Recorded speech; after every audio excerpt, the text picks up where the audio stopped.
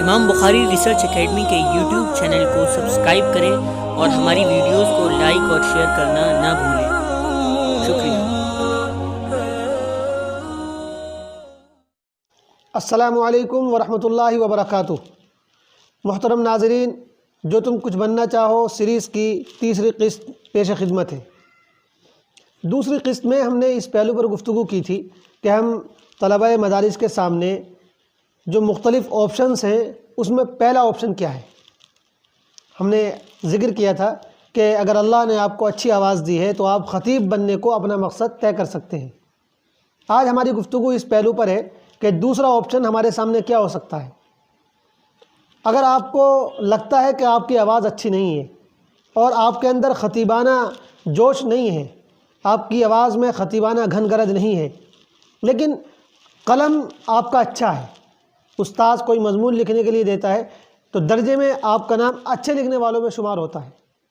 آپ کوئی کہانی سنتے ہیں، پڑھتے ہیں، یا کوئی خبر سنتے ہیں، یا دنیا میں کوئی واقعہ اور حادثہ پیش آتا ہے تو آپ کے اندر ایک اس کا اثر پڑتا ہے اور آپ اس کو مضمون کی شکل میں لکھ دیتے ہیں۔ تو اس سے یہ ثابت ہوتا ہے کہ اللہ رب العزت نے آپ کے اندر ایک اچھا قلمکار بننے کا جذبہ اور اس کی صلاحیت ودیعت کر رکھی ہے۔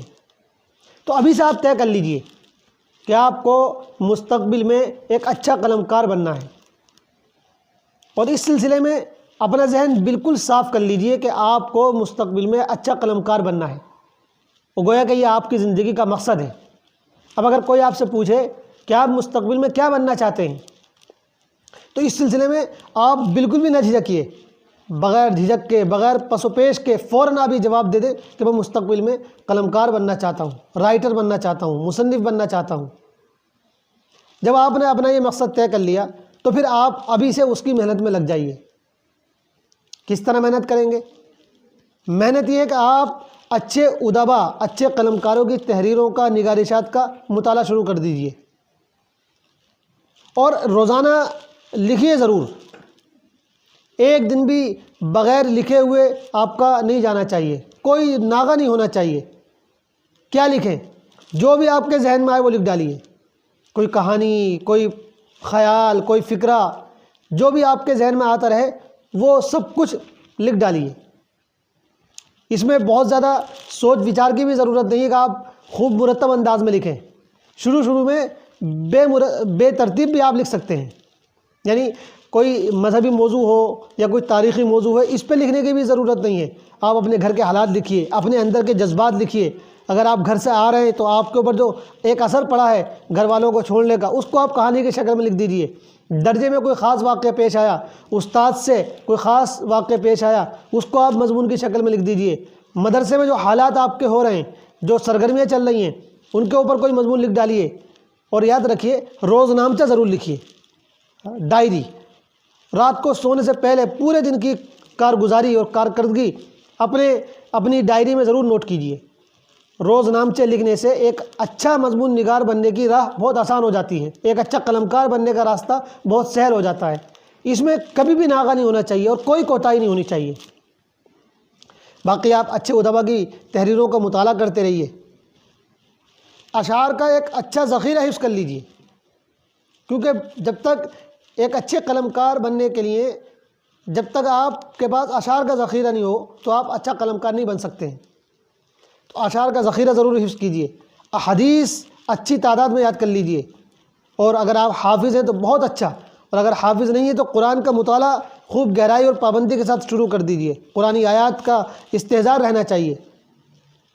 غرض یہ کہ مطالعہ تسلسل کے ساتھ جاری رہنا چاہیے، اس لیے کہ بغیر مطالعے کے، اور نہ صرف مطالعہ بلکہ گہرا مطالعہ اور وسیع مطالعہ یہ ضروری ہے۔